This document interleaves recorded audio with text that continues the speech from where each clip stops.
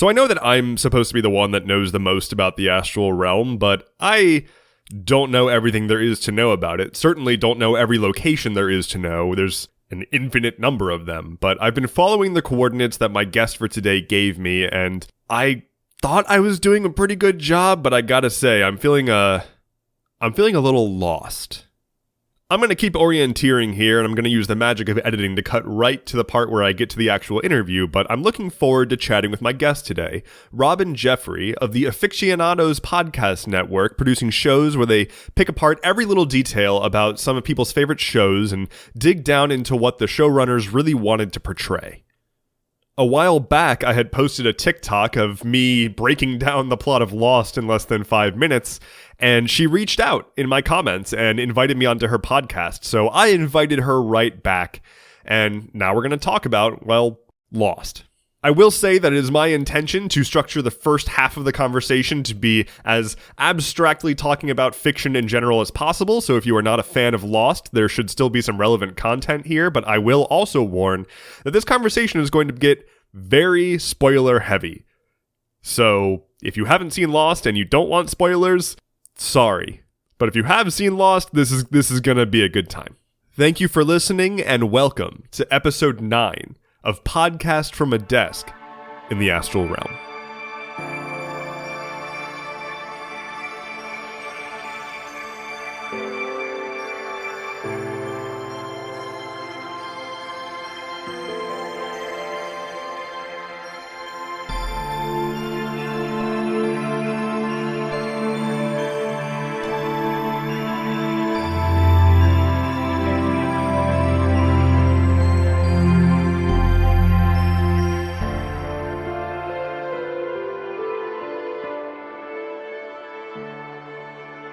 Well, hello.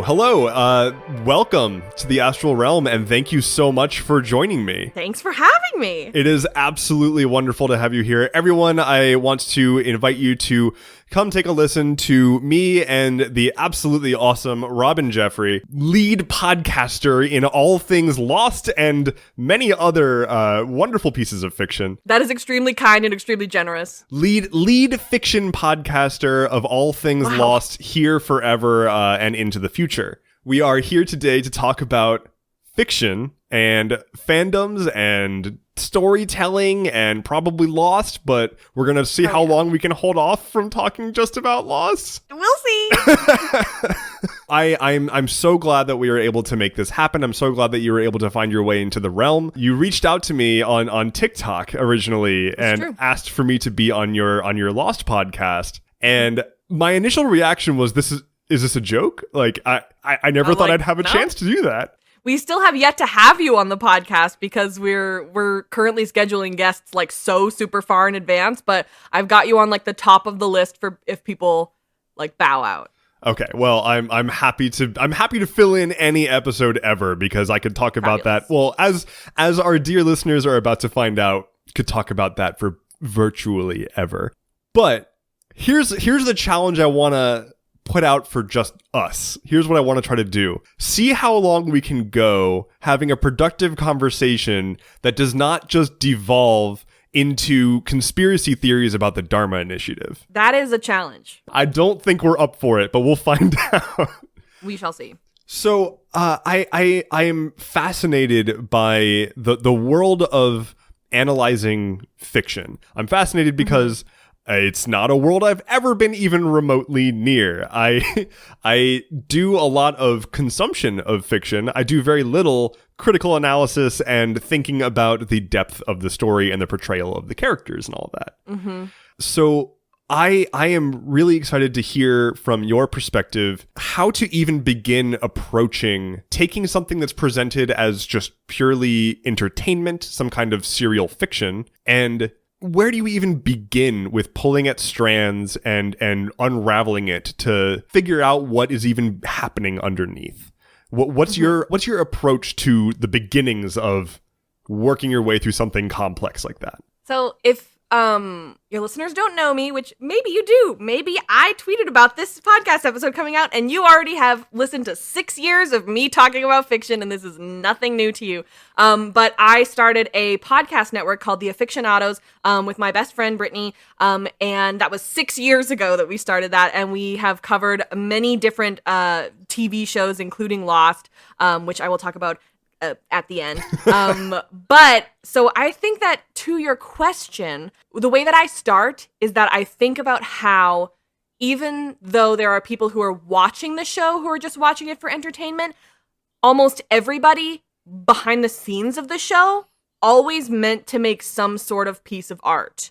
You know, the people who made it had a motive, you know, or like there's motivation there that they were like trying to reach out and tell us about. And so I think that's partially what I sort of reach for, is I'm just like, what are they trying to say here? What kind of like, based on like the camera angles, based on the dialogue, based on the acting choices, based on, you know, it's like, what all can we take, based on the writing, which is like the main one. But yeah, the place where I start is what was the intent behind it from the creatives.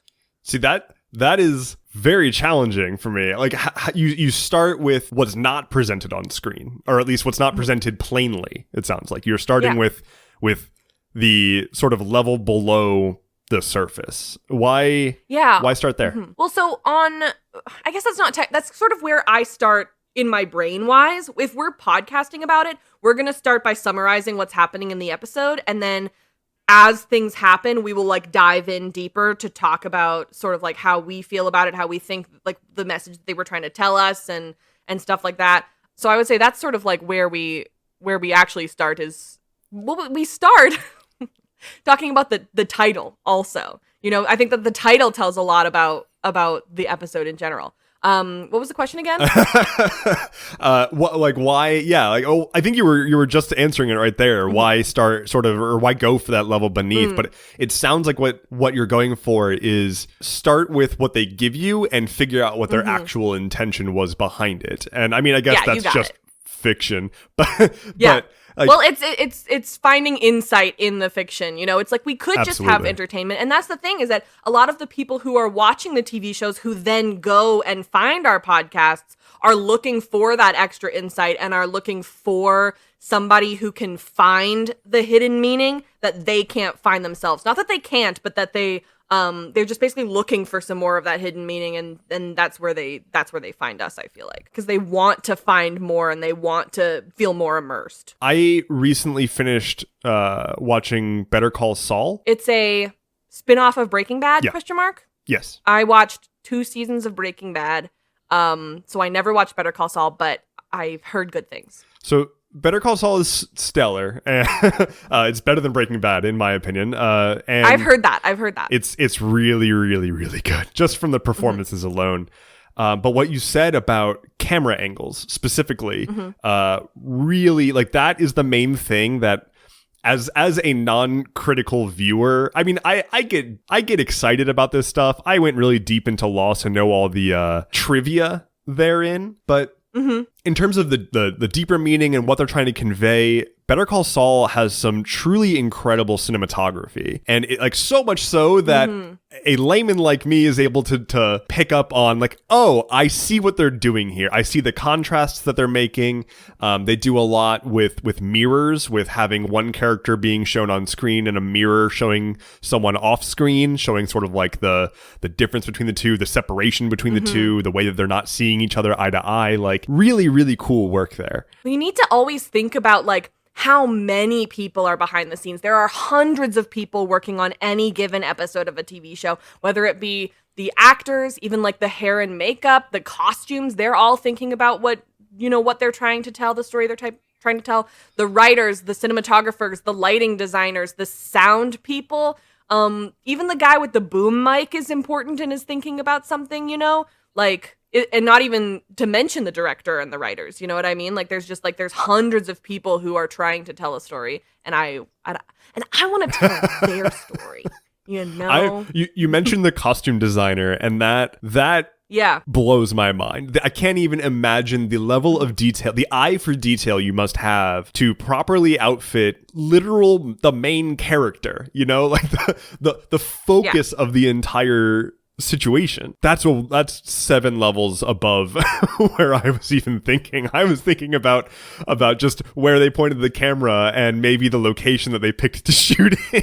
I wasn't even thinking about it. That's Right. really cool. Well, even the location people, like, that's a good point. It's like every single person on there is trying to tell something. So we've talked a little bit about where you go within the story to dig a little bit deeper, but what got you started down this path? Aside from maybe it was just being hyped about Lost, but what got you started in digging deep as you possibly could into all of these shows? Yeah, so what's really cool is back in 2016, I was a simple film student, just hanging out and on Twitter talking about cursed the CW show called The 100.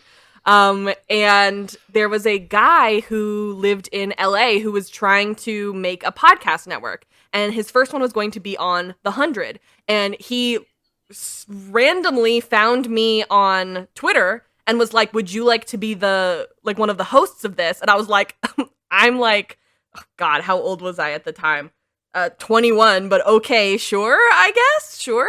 And he randomly was able to pair me with who then would become like my very best friend and future roommate and, almost one of the most important people in my entire life, Brittany, who lived, it turned out, an hour and a half away from me. And it's just like, it really felt like, I know, it was crazy. It felt like fate because Brittany is the type of person to me. And you guys, if you want to go check out Aficionados and listen to all the incredible, amazing stuff that Brittany says, she like feels like the type of person that you meet and that like in a past life, it's like you were always meant to meet her, and I'm with her in every lifetime. Does that make sense? I don't know. It's sort of like, in this lifetime she was my sister, and in this lifetime, whatever, but like it feels like we were always sort of meant to find each other, which is really beautiful, I think. I think that's wonderful. But so thanks. And so we did that, the 100 podcast for a year. And then Tim, who was the guy from LA, was like, I can't keep doing this because he wasn't making any money off of it. And he was like, I actually don't have time for this. I can't do this anymore. And me and Brittany were like, we're not done. And so we started our own podcast network called The Aficionados, which is a portmanteau of fiction and aficionado, which my mom came up with. So shout out Denise. And so then we said, you know what? The sky's the limit. We don't have to just talk about the 100. And we also don't have to be, Tim would limit us to a specific amount of time. And, there was like certain limitations that Tim was giving us, which is fine because it was his podcast network. But then once it became our podcast network, we were like, we can do whatever we want and we can do more than one show as well. So that's when we branched out. We did 3 shows immediately, which was insane. But one of those was Lost. And that podcast to this day is my pride and joy and my baby. So I guess like that's sort of where it started. And I've just sort of like been able to continue on and like sort of build upon my like eye for what people are trying to convey because I was in film school at the time. Like I've been to film school and I know. Yeah. So I hope that answered the question. Yeah, absolutely. I was just about to say, that's a hell of an origin story, first of right? all. I have a couple of questions queued up here, and I want to get to those pretty soon. But first, I wanted to say that before we started recording, you alerted me that there was something going on with the sky, and I'm a little concerned because I'm looking up there, and it's a little unusual. What's going on? So it's weird because yesterday the sky was just sort of like a lavender color because it was nice out, but it's gotten increasingly more stormy, and so it's just like a very like not eggplant, but like it's gotten kind of royal purpley, which is a little bit weird. It's not usual. I really appreciate that the first thing you went for purple was eggplant. That's the only purple shade I could think of. Very far down on the list of purples that I can think of. Gross. But eggplant purple is, I mean, that's a good one. That's a Crayola one right there. It's a purple. It's a purple for sure. Does this mean anything to you? Like, why? Do you have any idea why it's purplizing up there? I'm a podcaster. I'm not an astrologist or meteorologist, so like I wouldn't know. Oh, well, I mean, here in the realm, we've got astrologists Okay. and meteor astronomers, meteo astronomers, and astronomiologists, Okay. because, it's sort of a combination of space and weather up there. So it's... That makes sense. I didn't go to school for any of that. So. Yeah, well, we'll have to get our top scientists on it. Unfortunately, there aren't any. So I was thinking about this morning as I was walking my dog, my very, very wonderful dog. I was thinking back to the wonderful days. This is dangerous territory. I will acknowledge that we're moving into dangerous territory here. Okay. Because I'm going to bring up Lost. Okay.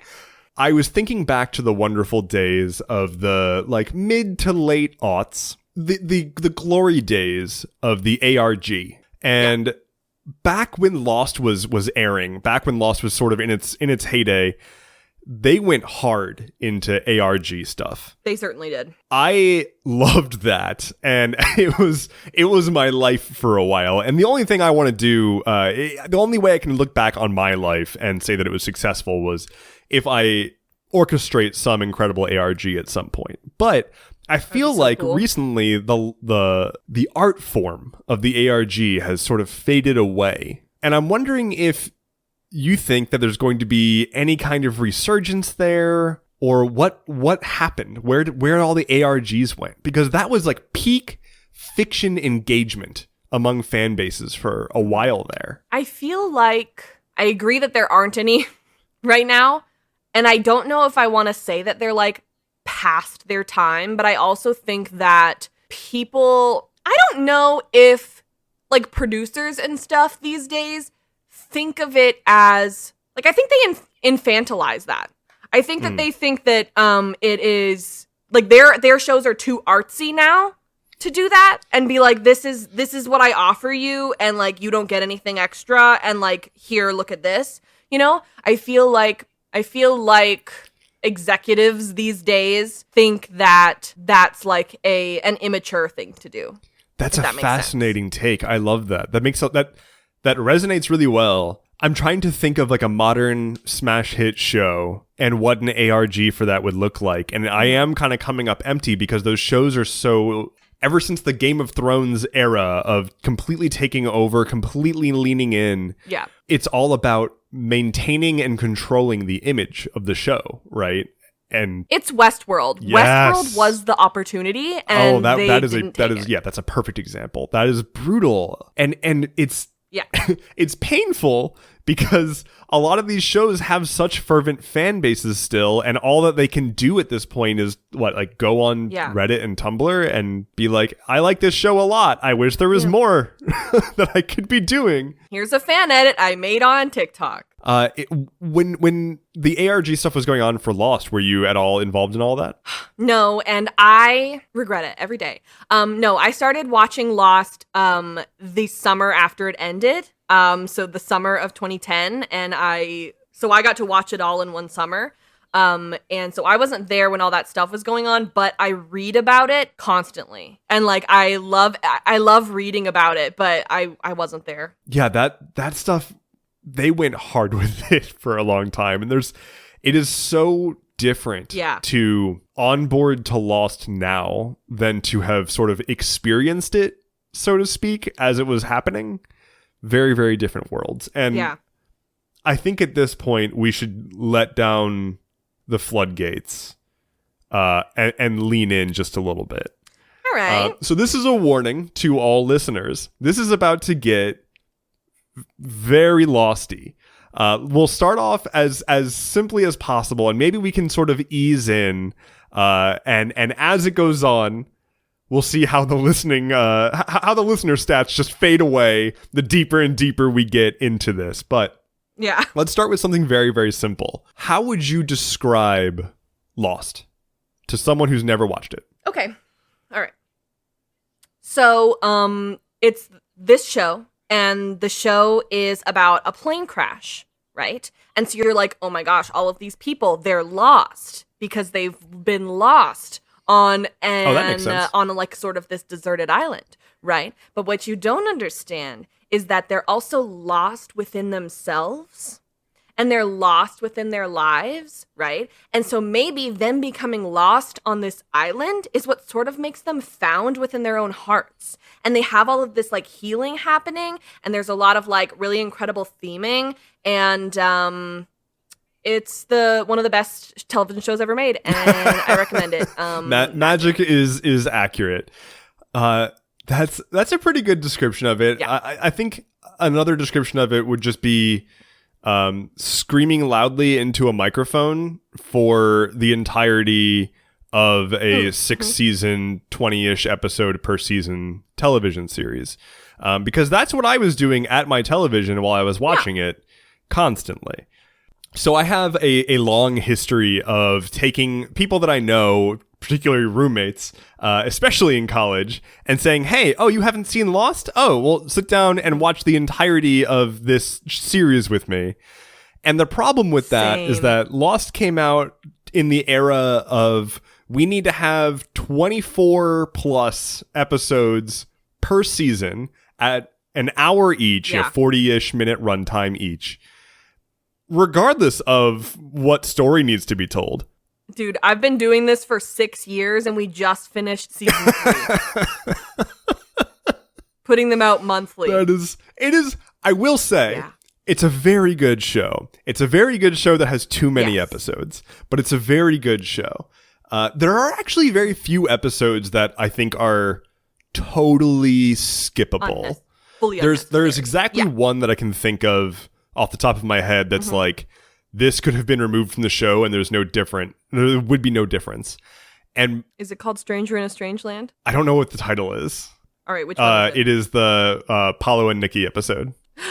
No, that's the wrong opinion, sir. That is the wrong opinion. You need to rewatch that episode because, okay, fair that like nothing, like if you skipped it, like nothing, you technically wouldn't actually like lose anything from the story, but it is so well done when you rewatch it, not as an episode of Lost, but as like an episode by itself, as like its own microcosm. You're just like, wow, now that's some storytelling, you know, like at the end, that big plot twist at the end, right? You're like, oh, like your whole, like my whole body like tenses up. Oh, it's so good. It's like such a good episode by itself.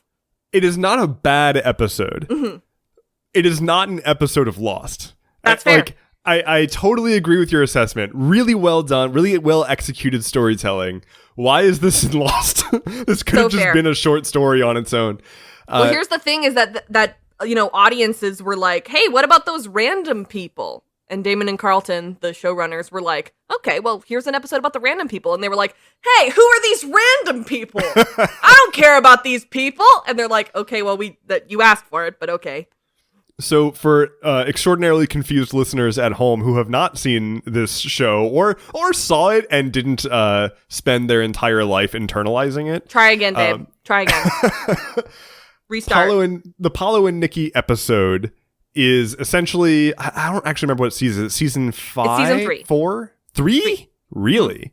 Yep. Oh yeah, 5. Yeah, that makes sense. Anyway, it is an episode in which two essentially background characters very suddenly get thrust into the absolute forefront and have their own one-off story that both starts and completely wraps up in the same episode. It's just like an inversion of the cast. All the main characters kind of become the background characters. They're all the so B and C plots. But these like random characters that you saw, that they really only introduced them like 2 episodes prior, and then suddenly they have a full episode. I think it's okay. So Expose is 314, I believe, and Nikki and Paolo show up in 303. So they're there for 5 episodes, or no, for like 10 episodes, and they actually do such a good job of like sort of, I wouldn't say they do such a good job of like weaving them in and stuff, but they like sort of bring them in and have them like do random things, and then in Expose, which is that episode, they sort of like completely turn it on its head. There's this one scene early in season 3 where Paolo goes with them to like a different station, and he just like goes into the bathroom and comes back out, and he's like, the toilet works, and you're like, ha, Paolo, he used the toilet. And then in this expose, it turns out he was like hiding something in the tank of the toilet. It's so cool. It's very well executed, I will say. We're already getting very deep into some weeds. All I can do is gush. Oh, that's perfectly okay. So you said that you started watching Lost around 2010 after it finished, you said? Yes, I was about to go into grade 10. Okay. So what was your first take? Did you like the show at first? Like, did it grip you immediately, or did you have to grow to enjoy it? I think that it did. So I mostly was just sort of looking for something to watch that summer because I don't do anything during the summer. I was in high school. And my parents had watched Lost, and they had the DVDs. And so that was just like something that was available to me. And that's why I started watching it. Because I'd only ever seen like a couple episodes here and there maybe. And I was confused because this is a show that you can't just like watch a random episode of and understand what's going on. But yeah, I think that the episode that grips people is episode 4. Is the end of episode 4, which is called Walkabout, and it is a plot twist about John Locke, one of the main characters. So yeah, after episode 4, it was just kind of like, all right, we're in, let's go. And I wanted to watch more, but then my dad was like, you can only watch 1 disc a day, and then you have to go outside. It's summer. And so I was only allowed to watch 4 episodes a day, which is relevant because 4 is a very important number on this show. That episode is an excellent hook. That I would have probably said that I think my hook was a little earlier. When the very first time that Jack sees Christian just walking around, that and then finds the empty coffin. So early on in the show, that's 105. That's 105? Yeah. White Rabbit. I think apparently he sees I need to Christian rewatch at the end of 104. I think we're talking about the exact same. Are we talking about? Yeah. Wonderful. Well, what a good show, and what a good way to hook you early. I mean, like, really, the early hook is the first time that it's nighttime and the monster comes out and does its good old woo and knocks around some trees, and you're like, okay, wait a minute, what? Yeah. But the show as a whole is, especially season 1, the intro of season 1, like the first half, is just nonstop. What? Wait, you can't do that. Wait, how is that happening now? Yeah. Why is there a polar bear? What is going on? And they use flashbacks so beautifully. Like, the flashbacks, all of the characters are so well-rounded and so deeply not flat. You know, like they all have like their motivations, and they all have such good voices too. So it's like, when the writers are writing it, they're writing it the way that the characters would say it, not like every character says basically the same thing, but then the actor is the different person who's saying it, you know? Like everything that Hurley says is way different than anything that Sawyer would say. You know, like they write it in the characters' voices, which is really cool. Absolutely. Yeah, every character is very well defined. And honestly, the casting in the show in general is stellar because every character is very well defined and feels like it was. I mean, maybe you have some insight into this that I don't have because I don't actually know what the order of operations was here, but it feels like every character is stellarly written, borderline perfectly for the person that was cast for it. Like really leans into the strengths of everyone. They did a lot of that where they wrote characters based on the people that they were auditioning. Like Charlie became a different character because Dom initially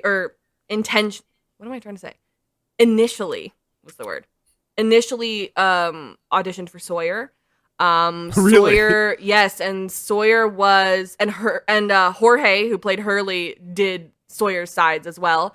And Sawyer was originally like more of a businessman, and then they changed that for Josh. And Jack and Kate were both there, but Jack was supposed to be murdered killed off in the first episode.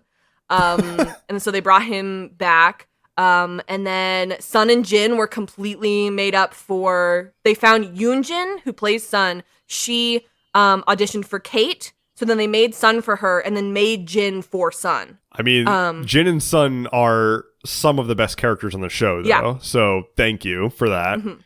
And yeah, Charlie was completely like made up sort of for Dom. Because I think Charlie was supposed to be like older as well. Yeah. So I think that like Jack, Kate, and Locke for sure were characters that were already, and Saeed, I think, were characters that were already a thing. Oh my God, Saeed.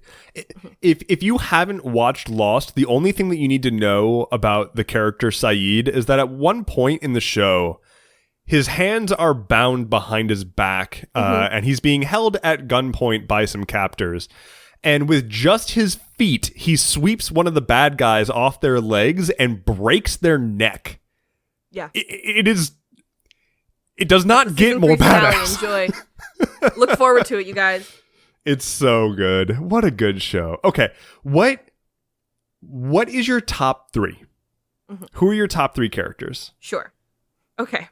So the order of these 3 change within seconds of each other at any given time. Sure. And I would also like to give a quick disclaimer that I'm really sorry that all 3 of them are men.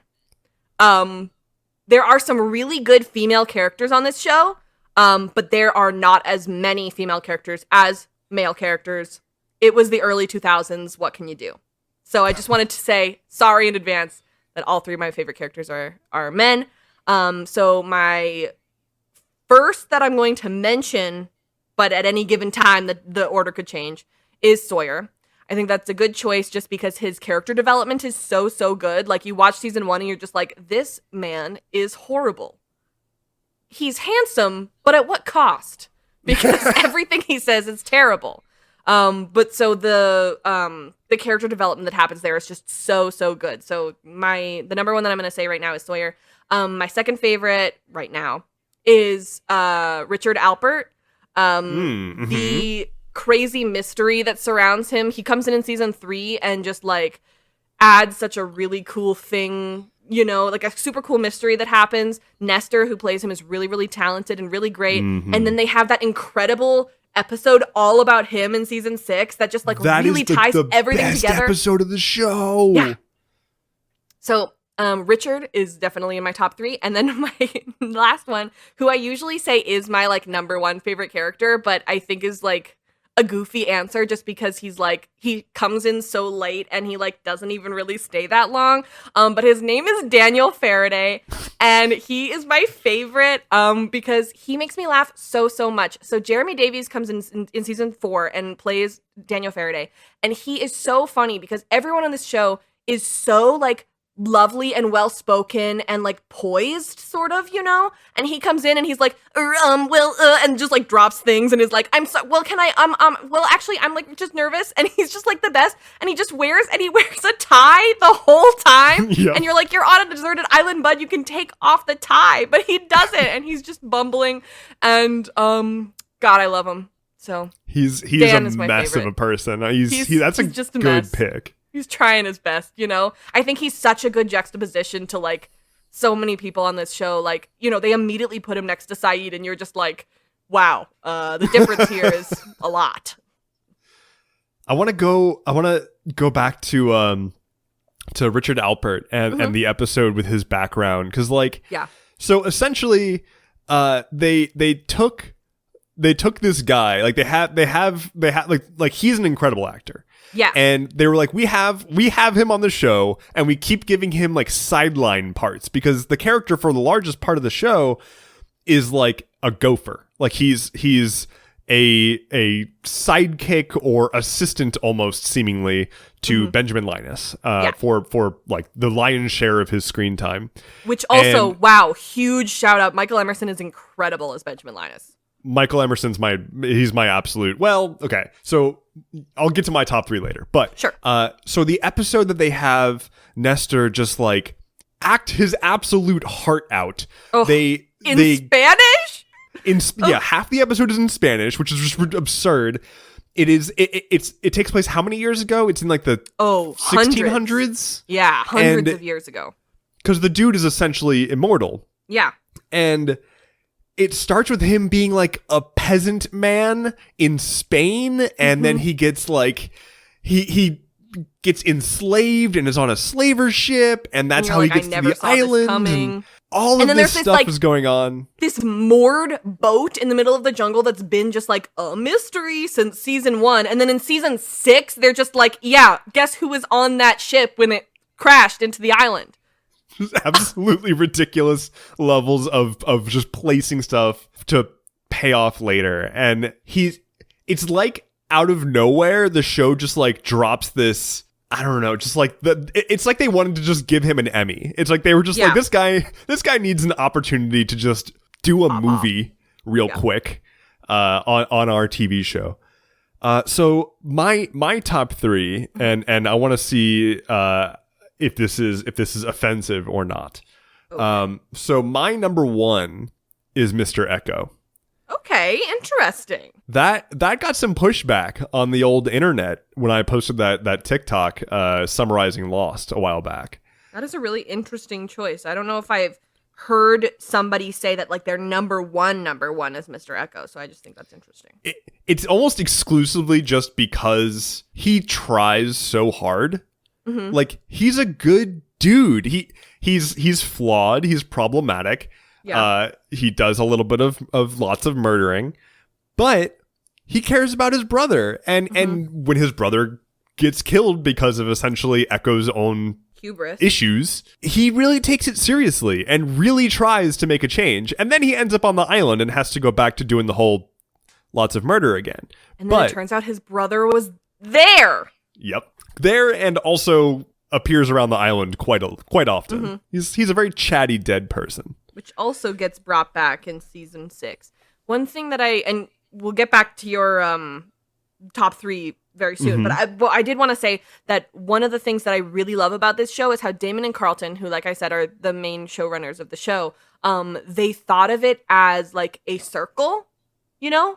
They said a good show is like a circle, right? So if your show starts one place and then ends up in outer space in the other place, the 100, I'm very upset still, then you haven't done it right. You know, everything is it's supposed to like come back together and start at the beginning, which you can tell by the very first shots and the very last shot of the show in general is that they made it a circle. It's I mean the very final shot. I mean, the thing that gets me with the very final shot of the show is Vincent. Mm-hmm. Vincent laying down there. It's just like they have to tell you it's okay. The dog made it. Die. Yeah. The dog made That's it. That's like this the whole one time. Spoiler that I'll allow, that I will give people before they start the show, is I'm like, okay, but here's the thing. The dog makes it the whole time. And Vincent is like a critically useful character in the show as well. Like, good dog as far as good dogs go. So true. So let's see. My number 1 is Echo because he's a good boy. My number 2, I think, is Benjamin Linus, and purely because Michael Emerson acts circles around everyone else on the show. Wow. He came in out of nowhere, like, again, as far as I understand, another character that they intended to just have for like 3 episodes, but he just knocked it so hard out of the park that they were like, and okay, you're the main villain, the main bad guy now. Yep. And I mean, when it comes to acting like an ominous villain, Michael Emerson is essentially unparalleled. Yep. But I believe, if I recall correctly, he also is like primarily, or was until Lost, primarily a stage actor, which might explain his just presence in general. I'm not sure if that's true, but I'm pretty certain I recall that. I'm not sure, but that is very impressive if true, because like acting for the stage and acting for film is so different. Mm-hmm. It's so different. So shout out that he can freaking do both and do so good at both. I mean, he's a talented dude. Yeah. I actually haven't seen Person of Interest. I should probably watch that. Yeah, I watched the first couple episodes of it. It's really good, and you know, a lot of my best friends are like huge fans of it, so I recommend it without having even seen it. Perfect. Well, there you go. I'm trying to think of who my third would even be, honestly, because like it's like those two are in the S+++ tier for me, and I'm trying to think of like who's in my A tier. I don't want to just give it to Desmond because Desmond's the easy pick, right? Like everyone loves Desmond. I think Richard Alpert's a really great pick. Thanks. That's a really good pick. I might go with If I can cheat and just say Oh, Terry wow. O'Quinn Yep. is my third Yes. favorite character. Okay. Because, so Terry O'Quinn, who plays the character John Locke, he plays the character John Locke through most of the show. Mm-hmm. And then plays a character playing John Locke for the rest of the show. The nuance!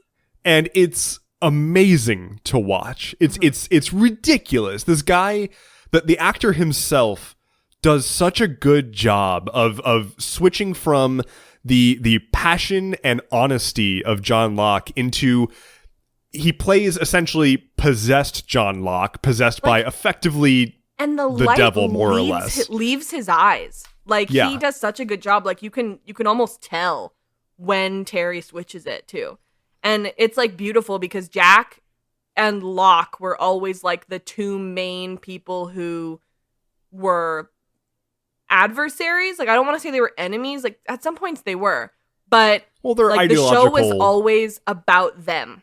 You know, Yeah. it was always ultimately about them and how they were butting heads. And then by the end, when Jack learns that like this guy has been taking over Locke's whole thing and has never actually been Locke, and he has this beautiful moment in the finale where he talks about how like you are disrespecting his memory by wearing his face, but you don't understand him and you're nothing like him. I burst into tears every single time because it's always been about them. And one of the main themes of the show is man of science, man of faith. And Jack was always a man of science and Locke was always the man of faith. And then by the end, even though it wasn't technically Locke, they've switched. Yes. Because it's a circle. It's so good. Well, because Locke essentially sacrifices himself. Well, doesn't sacrifice himself, but sort of. I mean, Locke's a literal Jesus metaphor, right? Like he's 100%. He dies for their and so sins. is Jack. Yeah, They're both Jesus. and Jack's dad is named at the end of the Christian day, Shepherd. Yeah, we call him on our podcast. We call him Jesus, because his name is It's not Jesus. wrong. Jesus. The switch between the two and the respect shown from Jack. I mean, that's supposed to show. Well, one, Locke was right the whole time, and two, like Jack had to finally grow because he essentially just embraces nihilism more or less towards the middle of the show. Like he really hits a rock bottom, and it's not until he has his new calling he realizes that he wants to go back to the island. He at first is like not at all about John Locke being like, hey, you should come back to the island, but he does it after all, and it makes all the difference. It gives him purpose, it gives him life, and he becomes a man of faith. Yeah, like you said, like it's beautiful. It's awesome. So probably Terry O'Quinn, because watching him portray the ominous, all-knowing enemy hiding behind the up until now character who's been trying to figure things out and is always at a loss and always a step behind. Like John Locke spends the whole show wishing to know more, only to come up empty constantly. And then he dies without the answers. And then his body gets possessed by the one who is essentially withholding the answers. And that the same actor plays both those characters. And it's incredible. It's incredible to watch. What a good show. Right? But also, like, it's so interesting because in season 6, you're getting this, like, parallel universe / afterlife. And Terry O'Quinn is simultaneously on the island playing Man in Black and then at the same time going into the Flash sideways and playing Locke again. And it's beautiful to watch because as you're watching, you're just like, it's like highlighting and spotlighting Terry O'Quinn's work because you can tell the difference so clearly when they're put side by side like that. Like you might not have noticed in season 5 when it's first introduced and you don't yet know because it's like very similar and you can't really tell the difference. But then once they put them side by side, you're just like, wow, it's completely different. And I don't know how I didn't see that when it was happening. It's also it's just sad because in the Flash Sideways, Locke's life is like pretty good compared to what the hand he was dealt in his real life. I think he's the most tragic character on the show. They're all tragic in some ways, but Locke takes the cake for me. Yeah, that's fair. So I wanna talk a little bit about we were now talking about the Flash Sideways, the infamous Flash Sideways. So this show was most famous, I believe, for its flashbacks, right? Like it famously, for 3 seasons it's flashback, and then at the end of season 3, you think you're watching a flashback, and again, spoiler alert, one of the biggest twists in TV history. It's a flash forward. It's genius! And from there, they do flash forwards. And then from there, they do flash sideways. And that is when I think a lot of people quite literally lost the plot. Yep. I think a lot of fans started to not understand what they were seeing anymore. And I think that this is actually might have been a problem with the state of fandom communication at the time that the show was coming out. Well, there was a lot of misinformation about what was even happening. I guess not misinformation, just misinterpretations, and not a good way to reach everyone and clarify anything. And perhaps that's a fault of the showrunners overestimating what they were able to deliver. A lot of people think the Flash Sideways is, I actually don't know what they think it is, but anyone who thinks that the entire show was purgatory or that they were dead the whole time, like, that is just flat out not correct. In fact, there's a really amazing clip. It's said in the last 5 minutes of the show. They're like, by the way, everything that happened to you was real. And everyone's like, are you telling me that everything that happened wasn't real? Yeah, it's bizarre. No? It's very strange that people came to that conclusion. Oh, the reason that they came to that conclusion, though, was the credits of the finale. Exactly. Which was a stupid move by the network. They didn't think it through. They were like, wouldn't it be cool if we had this, we used this footage that we have from the pilot that we did of the beach being empty with the crash? And it's like, guys, we should have saw this coming. We didn't talk to a publicist. What happened? So for the half of a person still listening who doesn't know about Lost wrapped up. They made it very clear that they were not dead the whole time. The Flash Sideways was essentially purgatory. It was a space that they all collectively made together to move on to the afterlife at their own time. It had nothing to do with what happened in the show. It was an entirely separate thing. It's a new plot line. At the very end, as Robyn just said, they say everything that happened. Everyone died at a different time. Now we're all here and we're going to move on together. The end. They fully just lay it out for you. And then directly after that, they roll credits with footage of an empty plane crash. Just the pilot of the episode, which very reasonably, heavily implies they all died in the plane crash and everything that you just saw was ghosts. That's the message that they gave across. And I don't know what executive at ABC was like, this is a good idea. But I guess they just they spent so much money on the pilot episode, they were probably like, we have to use this footage at some point. We have to use more. In regards to you saying that, they sort of overestimated how, fans were going to take it, not how smart their fans were, but, how far in people were willing to go with the Flash Sideways. It's interesting because I feel like Lost was the first show that, first network show that, you really had to think about while you watched. You couldn't just watch it while you were doing laundry. You had to pay attention. And they weren't just going to spell it all out for you. There are shows on the air who are just going to spell it all out for you. They're like, hey, here's some subtext. And then next scene, they're like, did you catch that subtext? This is what the subtext was saying. Now it's just text. And Lost was like, no, if you didn't catch it, rewatch it. And if you didn't catch it, if you then eventually catch it on the 5th rewatch, good on you. Exactly. And they don't care if you didn't catch it. They always treated the viewers like they weren't stupid. They were like, as long as you sort of half understand what we're going for, that's what we ask for.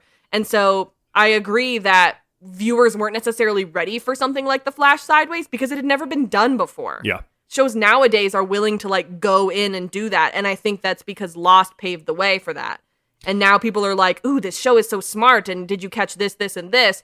But back in 2010 when season 6 was airing, people weren't willing to do that work yet. I think that's really fascinating. I want to dig into that a little bit more because I distinctly remember Lost was airing around the era of DVR really becoming accessible to people.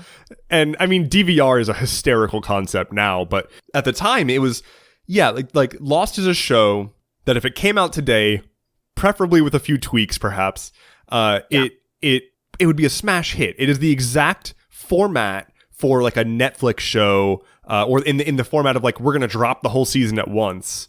And you can just watch it back to back to back, because that's how it's best consumed, when you can reanalyze things. And I remember, especially in season 2, when they get down into the hatch, they spend a lot of season 1 building up to, we found this thing in the ground that is a metal structure, and they finally get inside of it in season 2, and they're exploring stuff, and you're just now learning that there's this big, deeper mystery on the island with this organization, the Dharma Initiative.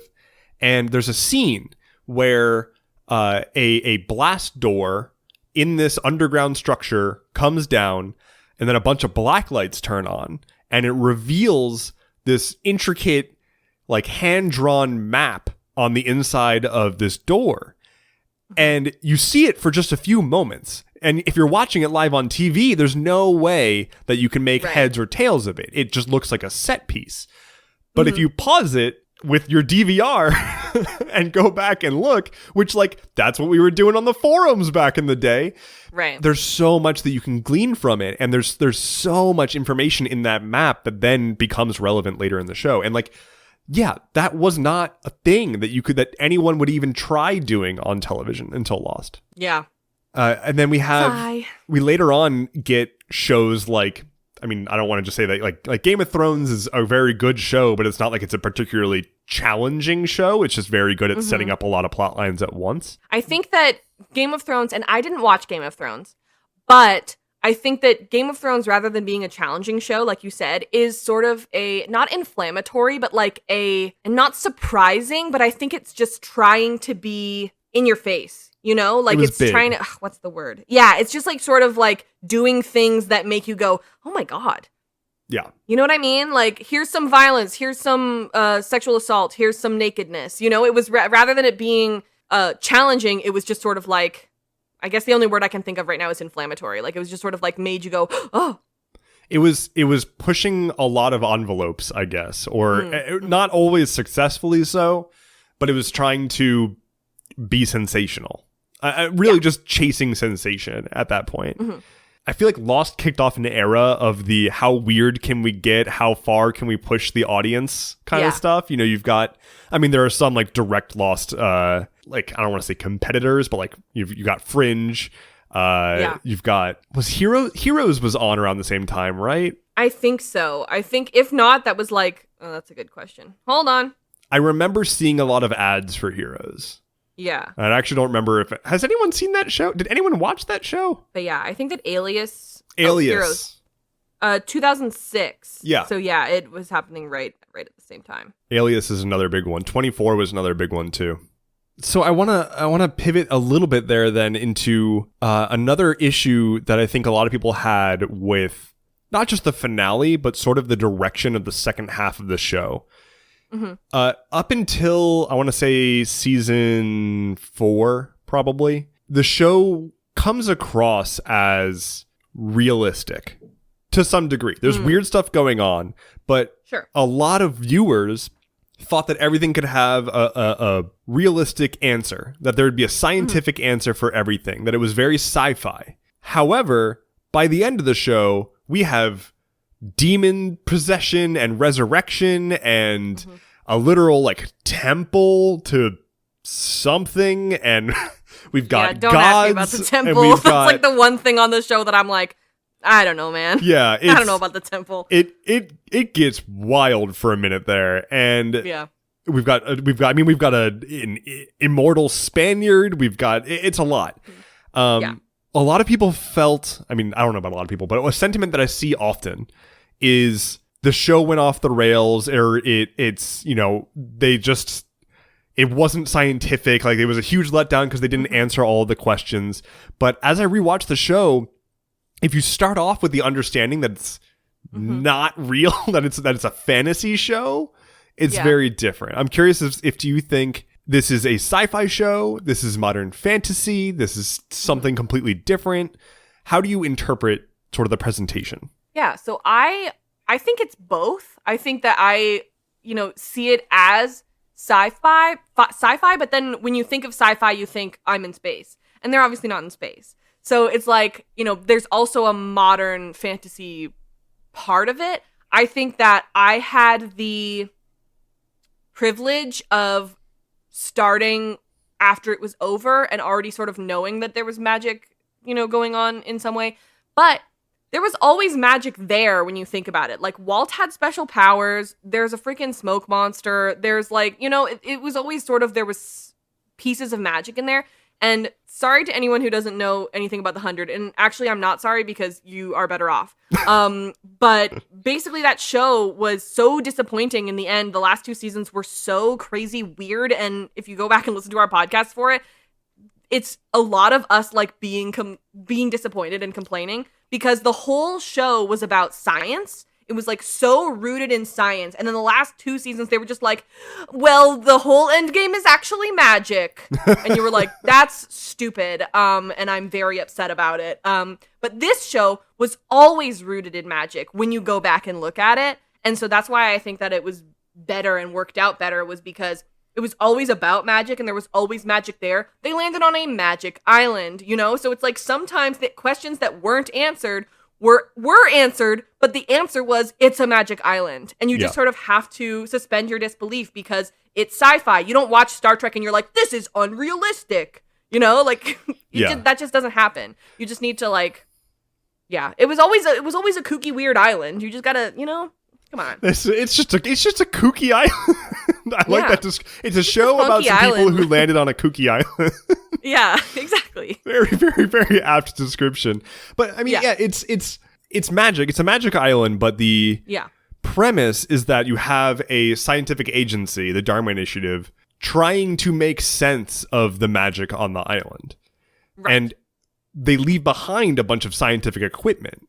And so I think it's really easy to fall into the thought that, like, okay, they came to an answer. Like, they figured it out, and there's answers to everything because of that. But, like, in reality, no. Like, they got beat by the island. Like, the island kicked their ass. That's the thing, is that one of the main themes of the show, they tell us almost right off the bat, is science and faith, right? So, of course, there's going to be science here. But you always have to remember that there's always going to be just as much faith. Yeah, I mean, from the start, you've got dead people walking around. You've got children showing up in random areas they shouldn't be, covered in water for some reason. You've got whispers, presumably from dead people who can't move on. You've got a black smoke monster. I mean, Kate sees a horse at some point. Like, so this show isn't about science. That is one of the few scenes that I'm like, fair. 100% fair. I'm like, okay, well, whatever that means. There's literally no explanation. Yeah, one of the characters at some point, I don't know for the 0.01 person that is still listening that doesn't know about Lost, at one point, one of the main characters sees a horse that she saw earlier in her life, but the horse is on the island, and that they legitimately just never explain. So what are your thoughts on Kate? I'm curious. Are you a fan or are you not a fan of Kate? Let's leave the actress aside. Sure. Yeah. But the character. That is a polarizing question. I would say that ultimately I like Kate. I think that especially in the early seasons, I like Kate. But however, having just gone through the end of season 3 or the back half of season 3 on our podcast, man, are they writing her like she's really annoying. She's really annoying, and they wrote her like that, you know? Like, there's this thing where Saeed is like, hey, Kate, please don't tell Jack about this because we don't actually trust Jack right now. And Kate's just like, well, I'm going to go tell Jack, like, immediately. And Saeed's like, why would you do that? And she's just like, no one tells me anything. And it's like, okay? Like, yeah. So that's the thing is, it's like, I don't hate Kate, but I do dislike the way that she's written, like, 25% of the time. That's a good take. I like that. I feel like they did her dirty. Like they set up a character who is essentially the female lead. And I mean, she's really not by the end of the show. And right. Yeah. Oh, sorry. If I go through this whole podcast without mentioning Juliet, my friends are going to kill me. So yeah, shout out Juliet. Thanks. Yeah. Juliet was a very close contender for my third favorite. In fact, I was thinking about making her number 2 and having Ben be number 1, but then I had to put Echo up there. Juliet's amazing. What a good character. And what a good... Okay, well, hold on. Before we jump down that rabbit hole. So Kate, Kate, they set her up from the very beginning. She's a felon. Like, she has this mysterious history. You find out the big plot twist of her very early on was that she was the felon on the plane. What did she do? You eventually find out what she did, but like, she spends essentially the entire show self-sabotaging, and her reasoning is always bad, and she effectively, in any given scenario, like 40% of the script could just be deleted if Kate just didn't do the stupid thing that Kate did. She's essentially just used as a cudgel to add more mess to the plot because she just messes with everything. And it's annoying because like she could have been so different. In episode 211, I think it's called The Hunting Party.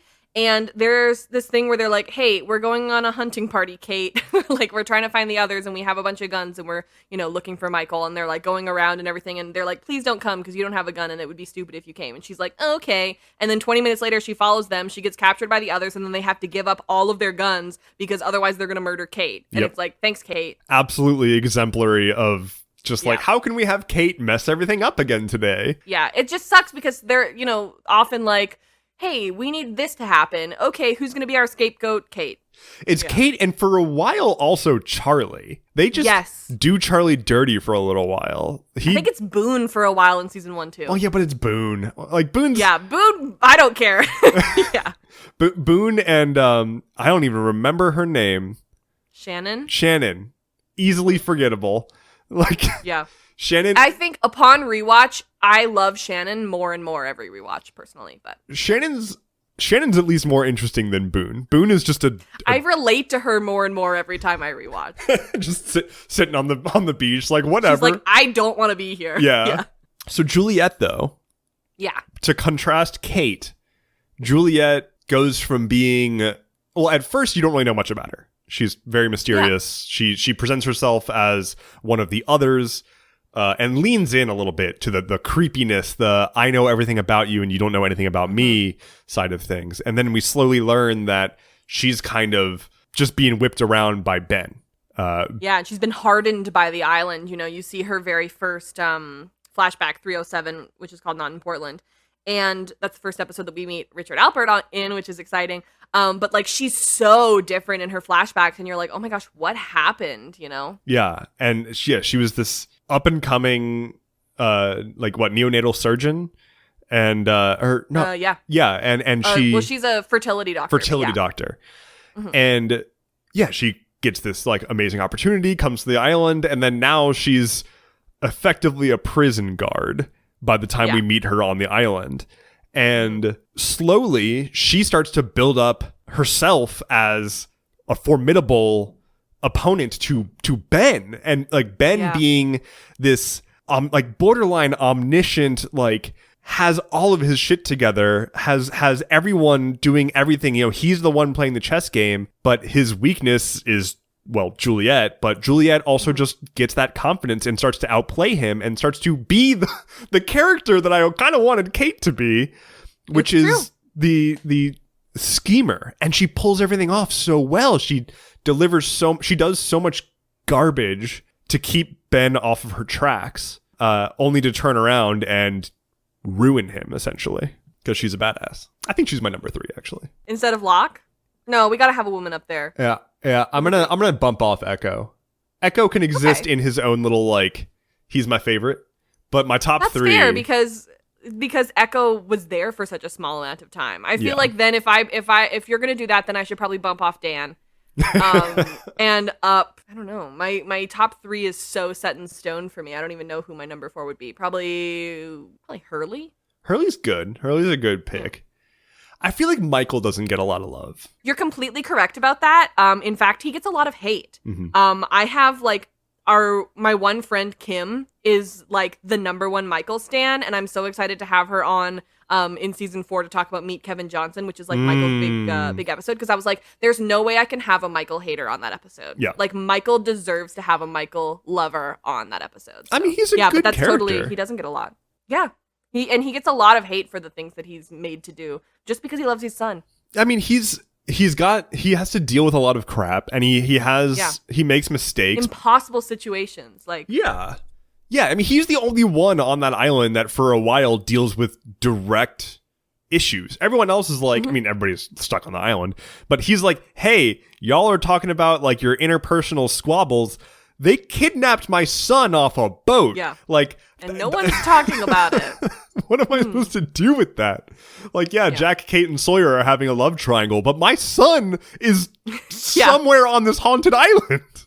Where do you fall on the love triangle? Or the love square? I'm a fan. I am happy with the ship of Sawyer and Juliet. Yeah, Sawyer and Juliet are a very good couple. Jack needs to never be in a relationship ever. He is a disaster. And same with Kate, really, honestly. At the end of the day, Kate has so many problems with doing the wrong thing all the time. Yeah. And never knowing what she actually wants. And then suddenly what she actually wants is to be a mother to Aaron. And then never mind on that, actually. And she doesn't know what she wants. Both of them need to never be anywhere near each other ever again. But I mean, the best relationship on the show is Jin and Sun. Yeah. Incredible. I think that for me, like, honorable mention, Bernard and Rose. Oh, yeah. Actually, flip that. Yeah. Bernard and Rose, best relationship on the show. But that's because, like, they just chill. They just vibe the whole time. And then they're like, you know what? It's beautiful because you, like, learn that they, like, haven't even been married that long. Like, they fell in love later in life. It's like, it's a beautiful story of hope, and I just love it. It's super wonderful. And when they make their little shack on the island, and like they have a dog. Oh God, so good. Nice. But Jin and Sun, like the dynamic there, the back and forth around like growing together, growing apart, growing back together, and then of course their just absurd emotional death scene. It's so hard to process emotions around that episode because it's like I'm watching these two stellarly portrayed characters have gone through so much, drowning in a submarine that just exploded. Like, they haven't seen each other for like 3 years, I guess. And then Jin's like, I'm not leaving you, even though he's like technically free. And it's like, okay, but like, what about your daughter that you never got to meet? Get going, man. Like, I don't know. I think it's beautiful, and I love their love. I love Sun and Jin, but I do have complaints that Jin didn't save himself when he could have. I think they didn't know what to do probably with the writing there, because their kid, like Sun being pregnant, while an important plot point, is also very unimportant in terms of like... Yeah, well, that's why they always get rid of the kids. They're just like, and Aaron is off the island, and Jian is off the island, and Walt is off the island, and like they just get rid of them. Yeah, like, bye-bye. But, I mean, like, yeah, like you've got these two characters that are so wonderful together and like really portray one of the biggest struggles of any two characters in the show, period. In everything, including their background especially. And then to show Jin making that like honor play, basically, the like, no, I'm here with you, like I love it.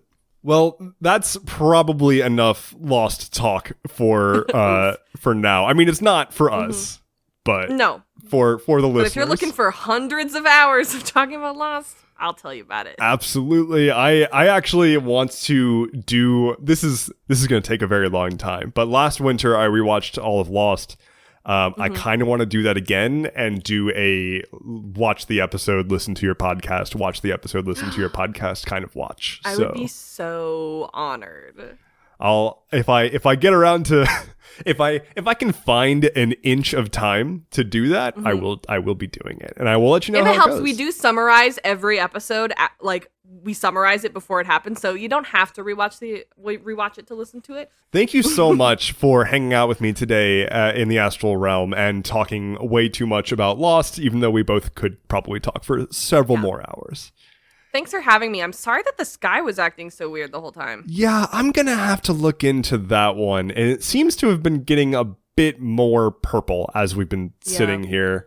Almost eggplant purple. Not quite. Yeah. And you know what? The clouds are much better. They look like also purple. Wait, the clouds are purplizing? That's okay, that's dangerous. I'm gonna go have to fix the cloud machine. Yeah. I'll get to that after this. It could be cotton candy, but I can't tell from here.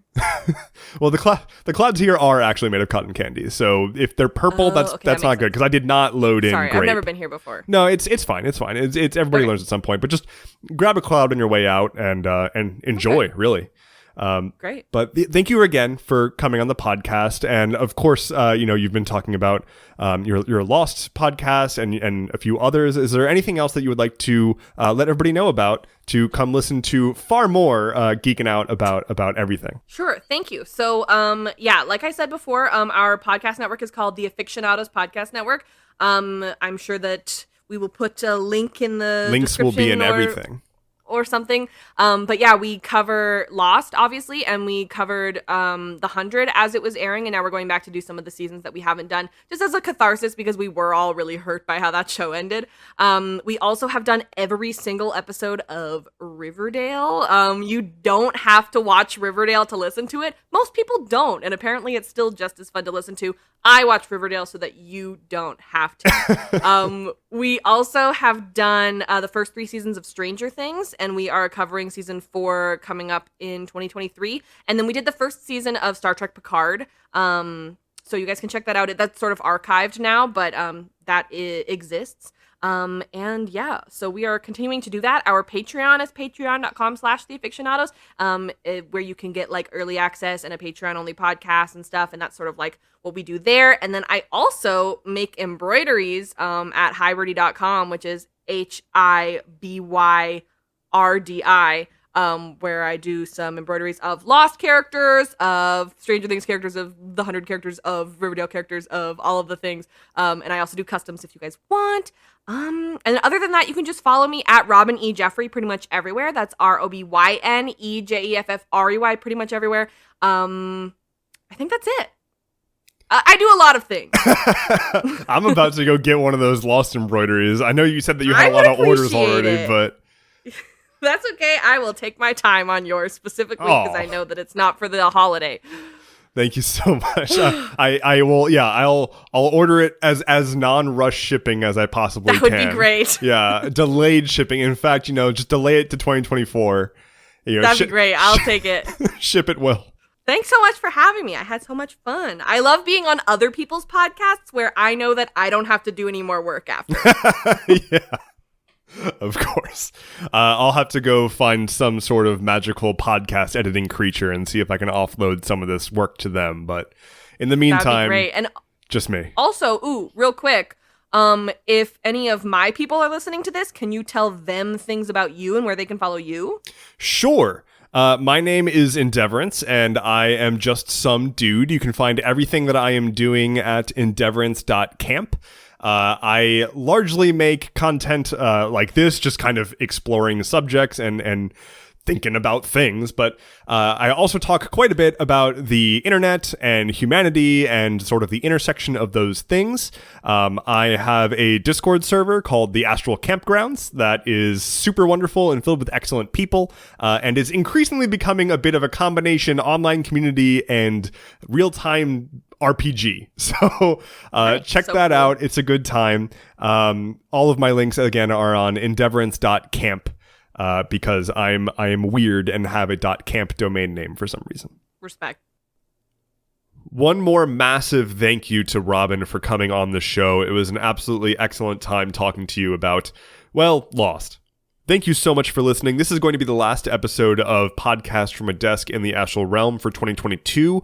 I'll be back very early in 2023. First week of January if I can, and I will give ample notice when the next episode is going up. Thank you for being a subscriber. Thank you for listening. I'm going to get a few more amazing guests lined up, and I'm looking forward to it. But in the meantime, there is, of course, plenty of other content from me that's going to keep going up. You can check out my YouTube channel, of course, my TikTok, and as always, check out the Astral Campgrounds. Check out join.astral.camp, and I'll hope to see you there. Take care of yourself this winter and have a wonderful holiday season. Take care and be well.